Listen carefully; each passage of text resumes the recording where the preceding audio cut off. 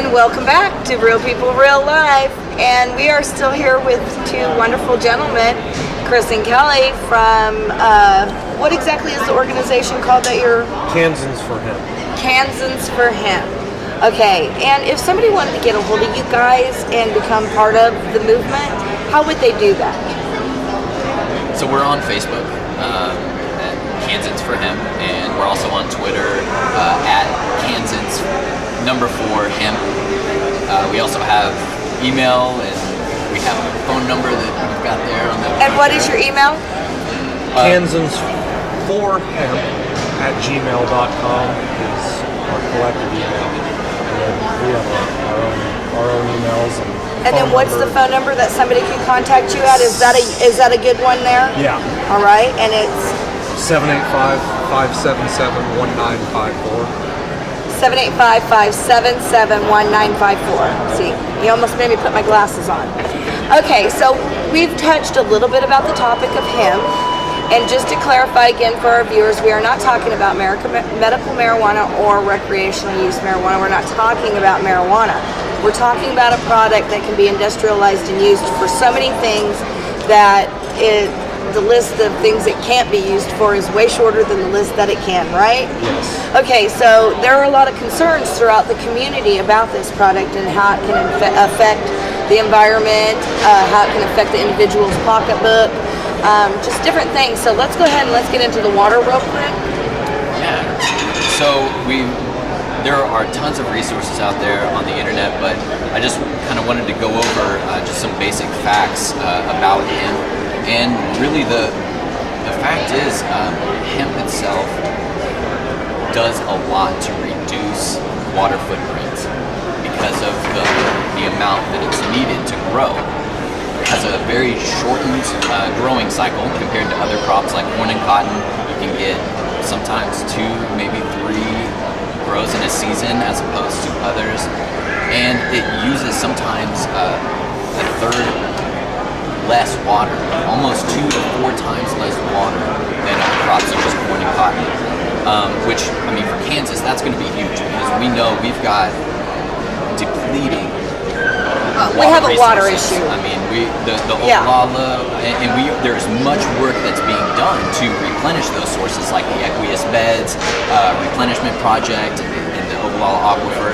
But there's more that we can do as far as a farming community and an agricultural community to help that process. So hemp, we've seen some pretty dramatic increases with irrigation across the state. I mean, all of these areas have irrigation systems, and especially within the southwest and northwest, those areas have a high concentration of irrigation crops. And I mean, we know based on USGS studies that Kansas right now, we're using our water at about 80% for irrigation. All the water in the state is 80% dedicated to irrigation. And if there was any way that we could reduce decrease that, we would think you would think they'd jump all over that. Here's a real life statistic that I gained from some folks down in the southwest portion of the state. There's an individual who has crop circles. He's got center pivots and he's irrigating corn.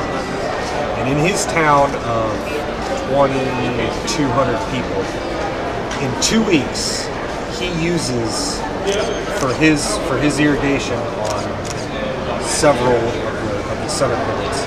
In 2 weeks' time, he uses what that town uses an entire year.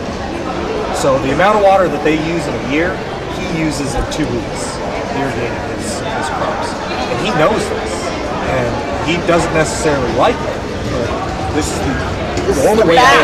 This is how he makes a living. That's shocking because I know that we did a show and we had brought on hemp roots, and the roots on the hemp plants are huge. So that is absolutely shocking that they use so much less water. Well, and we want to focus on a lot. We tend to focus on how much water we're using. Focus on what we're doing with the water that we're using. Okay, hemp, corn, and wheat, and all these other crops, they're really bare soil. If you look at corn leaves, the foliage on the corn, and wheat pretty much doesn't have it.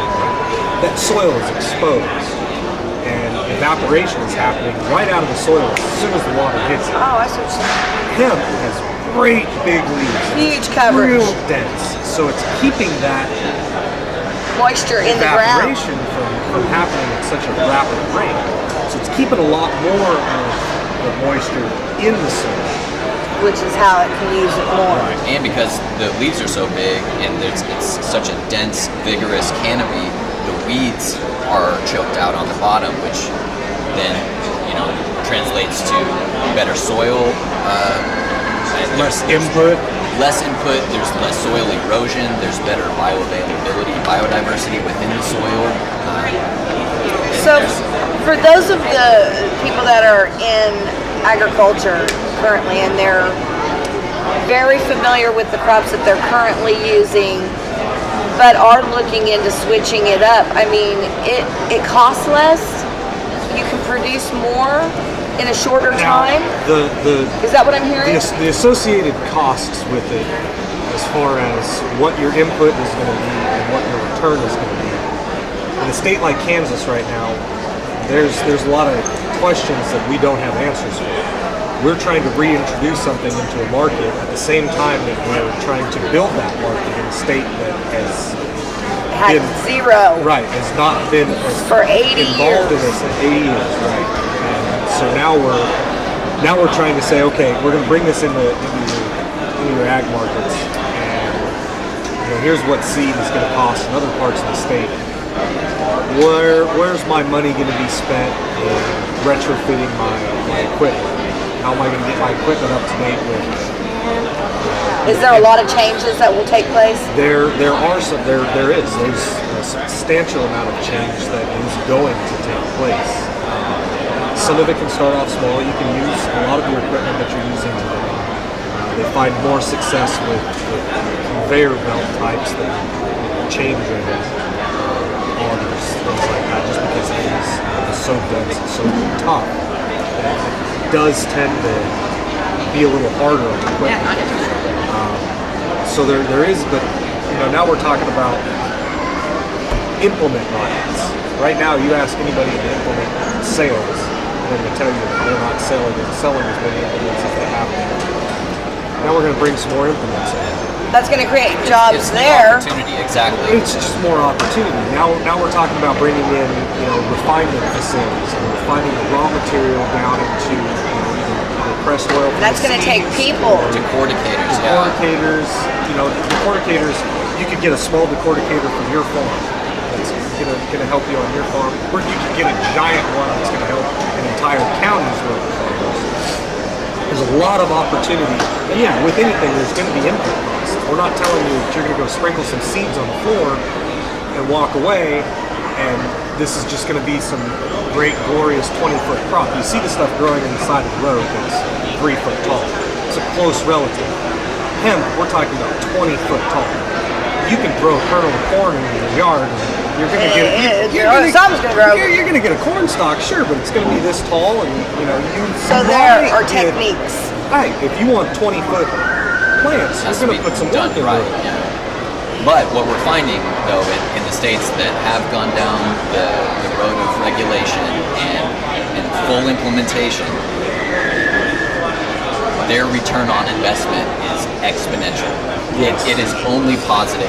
It's only a positive trajectory. I mean, there's no way around it. They're plain and simple. What they're finding out is that a lot of these guys are getting a return before they ever harvest the plant. Just in what it's doing for your soil, what it's doing for your water conservation, what it's doing for your herd.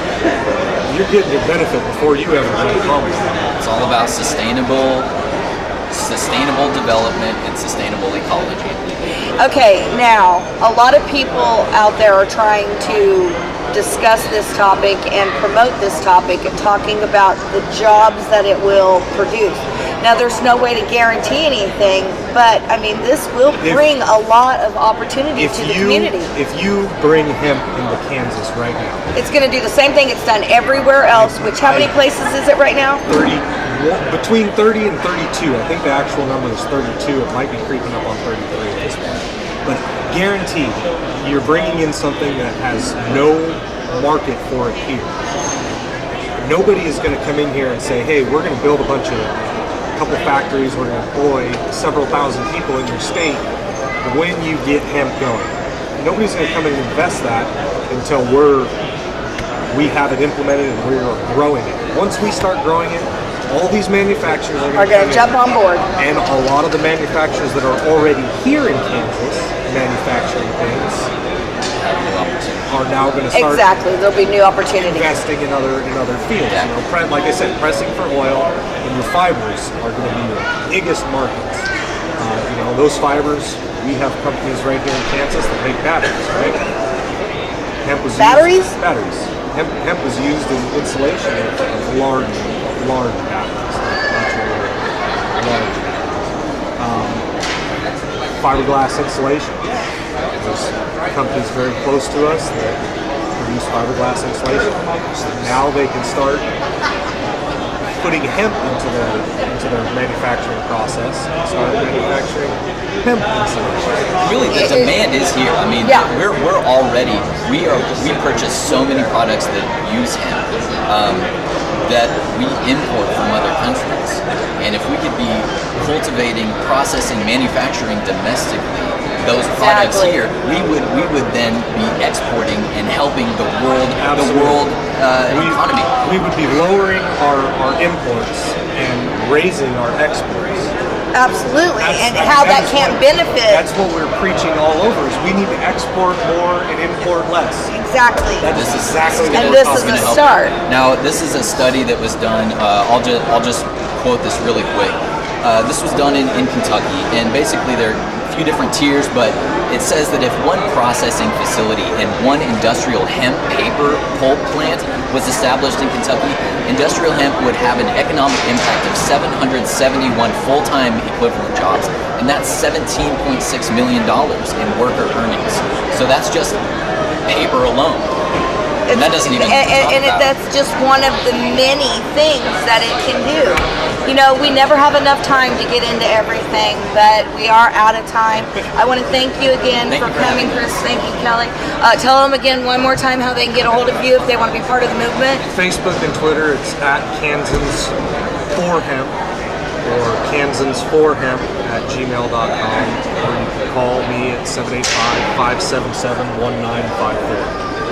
Remember, you guys, educate yourself. Know about what you're voting on. Don't let our officials fail us. Get your word, your voice heard.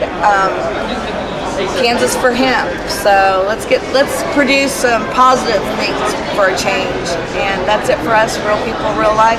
Chris, thank you for coming, Kelly. Thank you. See you guys next week.